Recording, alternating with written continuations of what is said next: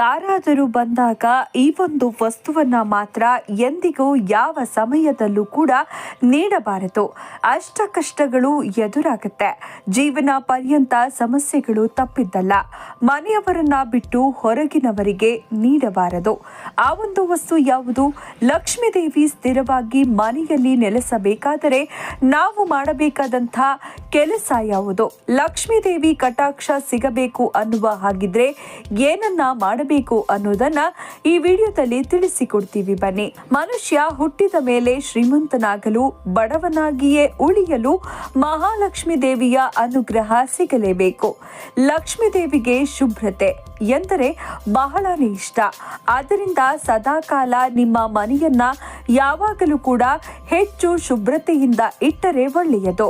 ಅಲ್ಲದೆ ಲಕ್ಷ್ಮೀಪ್ರದವಾದಂತಹ ವಸ್ತುಗಳನ್ನ ಯಾವಾಗಲೂ ನೀಟಾಗಿ ಮನೆಯಲ್ಲಿ ಇಟ್ಟುಕೊಂಡು ನೋಡಿಕೊಂಡು ಬರಬೇಕು. ಲಕ್ಷ್ಮೀಪ್ರದವಾದಂತಹ ವಸ್ತುಗಳು ಅಂದ್ರೆ ಯಾವುದು ಅಂತ ನೋಡೋದಾದ್ರೆ ಮನೆಯಲ್ಲಿ ಇರ್ತಕ್ಕಂಥ ಪೊರಕೆ ಆಗಿರಬಹುದು, ರುಬ್ಬುವ ಕಲ್ಲಾಗಿರಬಹುದು, ಮನೆಯ ಮುಖ್ಯ ದ್ವಾರದ ಅಂದರೆ ಮನೆಯ ಹೊಸ್ತಿಲಾಗಿರಬಹುದು. ಈ ರೀತಿಯ ವಸ್ತುಗಳ ಮೇಲೆ ಕೂರೋದಾಗ್ಲಿ ನಿಲ್ಲೋದಾಗ್ಲಿ ಅಥವಾ ಕಾಲಿನಿಂದ ತುಳಿಯೋದಾಗ್ಲಿ ಅದನ್ನ ಮಾಡಬಾರ್ದು. ಮನೆಯಲ್ಲಿ ಯಾವಾಗ್ಲೂ ತಿಳ್ಕೊಳ್ಳಿ, ಮನೆಯಲ್ಲಿ ಯಾರ ಮನೆಯಲ್ಲಾದ್ರೂ ತುಳಸಿ ಗಿಡವನ್ನ ಇಡಲೇಬೇಕು. ತುಳಸಿ ಗಿಡವನ್ನ ಇಟ್ಟು ಅದನ್ನ ಬೆಳೆಸುತ್ತಾ ಪೋಷಿಸುತ್ತಾ ಪೂಜೆಯನ್ನ ಮಾಡ್ತಾ ಬಂದ್ರೆ ಅಂತಹ ಮನೆಗೆ ರಕ್ಷಣೆ ಅನ್ನೋದು ಸಿದ್ಧಿಯಾಗತ್ತೆ. ಇದರ ಜೊತೆಗೆ ಲಕ್ಷ್ಮೀ ದೇವಿಯ ಅನುಗ್ರಹ ಅನ್ನೋದು ಪ್ರಾಪ್ತಿಯಾಗುತ್ತೆ. ಅಲ್ಲದೆ ಅತಿ ಮುಖ್ಯವಾಗಿ ತಿಳ್ಕೋಬೇಕು, ಎಷ್ಟೋ ಜನರ ಮನೆಯಲ್ಲಿ ಈ ತಪ್ಪನ್ನ ಮಾಡ್ತಾ ಇರ್ತೀರಾ. ನೀವು ಮಲಗುವಂತಹ ಮಂಚದ ಮೇಲೆ ಯಾವುದೇ ಕಾರಣಕ್ಕೂ ದುಡ್ಡಾಗಿರ್ಬೋದು, ಚಿನ್ನದ ಒಡವೆಗಳಾಗಿರ್ಬೋದು, ಒಂದು ವೇಳೆ ನೀವು ಅದನ್ನ ಇಡಬಾರ್ದು. ಒಂದು ವೇಳೆ ನೀವು ಈ ತಪ್ಪನ್ನ ಮಾಡ್ತಾ ಇದ್ರೆ ದಾರಿದ್ರ್ಯತೆ ಹೆಚ್ಚಾಗಿ ಹಣಕಾಸಿನ ಸಮಸ್ಯೆ ಹೆಚ್ಚಾಗುತ್ತೆ, ಸಾಲಗಳು ಉಂಟಾಗುತ್ತೆ, ಲಕ್ಷ್ಮಿ ಮನೆಯಲ್ಲಿ ನೆಲೆಸೋದಿಲ್ಲ. ಇನ್ನ ವಿಷಯಕ್ಕೆ ಬರೋದಾದ್ರೆ ಮನೆಯಲ್ಲಿ ಯಾವುದೇ ಕಾರಣಕ್ಕೂ ಆ ಒಂದು ವಸ್ತುವಿನ ಮನೆಯಿಂದ ಬೇರೆಯವರಿಗೆ ಕೊಡಬಾರ್ದು. ಆ ಒಂದು ವಸ್ತುವನ್ನ ಮನೆಯಿಂದ ಬೇರೆಯವರಿಗೆ ಕೊಡಬಾರ್ದು. ಆ ವಸ್ತು ಯಾವ್ದಪ್ಪ ಅಂತ ಅಂದ್ರೆ ನೀವು ಮುತ್ತೈದೆಯರು, ಸುಮಂಗಲಿಯರು ಯಾರೇ ಆಗಿದ್ರು ಕೂಡ ಮನೆಯ ಹೆಣ್ಣು ಮಕ್ಕಳು ತಲೆಗೆ ಹಚ್ಚುವಂತಹ ಕೊಬ್ಬರಿ ಎಣ್ಣೆಯನ್ನ ಹೊರಗಿನ ವ್ಯಕ್ತಿಗಳಿಗೆ ಕೊಡಬಾರ್ದು.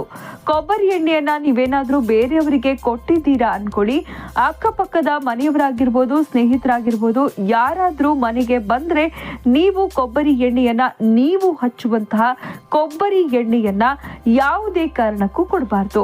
ನೀವು ಬಳಸುವಂತಹ ಕೊಬ್ಬರಿ ಎಣ್ಣೆಯನ್ನ ಸಪರೇಟ್ ಆಗಿ ಇಟ್ಕೋಬೇಕು. ಮನೆಗೆ ಯಾರಾದರೂ ಸಂಬಂಧಿಕರು ಬರ್ತಾರಾ ಅಥವಾ ಯಾರಾದ್ರೂ ಮನೆಗೆ ರಕ್ತ ಸಂಬಂಧಿಕರೇ ಬಂದ್ರು ಅಂತ ಇಟ್ಕೊಳ್ಳಿ, ಅವರು ಬಳಸೋದಕ್ಕೆ ಅಂತಾನೆ ವಿಶೇಷವಾಗಿ ಬೇರೆ ರೀತಿಯಾದಂತಹ ಡಬ್ಬ ಇರ್ಬೋದು ಅಥವಾ ಬಟ್ಲಲ್ಲಿರ್ಬೋದು, ಅದರಲ್ಲಿ ನೀವು ಕೊಬ್ಬರಿ ಎಣ್ಣೆಯನ್ನ ಹಾಕಿ ಕೊಡಬಹುದೇ ಹೊರತು ಯಾವುದೇ ಕಾರಣಕ್ಕೂ ನೀವು ಬಳಸುವಂತಹ ನಿಮ್ಮ ಅಲಂಕಾರಕ್ಕೆ ಬಳಸುವಂತಹ ಯಾವುದೇ ವಸ್ತುವನ್ನಾಗಲಿ ನೀವು ಬೇರೆಯವರಿಗೆ ಕೊಡಬಾರ್ದು. ಹೆಣ್ಣು ಮಕ್ಕಳು ಅದನ್ನ ಮುಖ್ಯವಾಗಿ ತಿಳ್ಕೋಬೇಕು. ಹೆಣ್ಣು ಮಕ್ಕಳು ಚಿಕ್ಕವರಿರ್ಲಿ ದೊಡ್ಡವರಿರ್ಲಿ ಅವರ ಕೈಯಿಂದ ಬೇರೆಯವರ ಕೈಗೆ ಕೊಬ್ಬರಿ ಎಣ್ಣೆ ಪಾಸ್ ಆಯ್ತು ಅಂತ ಇಟ್ಕೊಳ್ಳಿ, ನಿಮ್ಮ ಮನೆಯಲ್ಲಿ ಲಕ್ಷ್ಮೀ ದೇವಿ ನಿಲ್ಸೋದಿಲ್ಲ. ಯಾರು ನಿಮ್ಮ ಬಳಿ ಕೊಬ್ಬರಿ ಎಣ್ಣೆಯನ್ನ ಇಸ್ಕೊಂಡು ಹೋಗಿರ್ತಾರೋ ಅವರ ಜೊತೆಗೆ ಮಹಾಲಕ್ಷ್ಮಿ ದೇವಿಯು ಹೊರಟು ಹೋಗ್ತಾಳೆ. ನಿಮಗೆ ಹಣಕಾಸಿನ ಸಮಸ್ಯೆಗಳು ಉಂಟಾಗುತ್ತೆ. ಮನೆಯಲ್ಲಿ ಲಕ್ಷ್ಮೀ ದೇವಿ ಮನೆಯಲ್ಲಿ ನಿಲ್ಸಲ್ಲ. ದುಡ್ಡಿನ ಸಮಸ್ಯೆಗಳು ಶುರುವಾಗುತ್ತೆ. ಮನೆಯಲ್ಲಿ ಲಕ್ಷ್ಮೀ ದೇವಿ ಇಲ್ಲ ಅಂತಂದ್ರೆ ಏನಾಗುತ್ತೆ?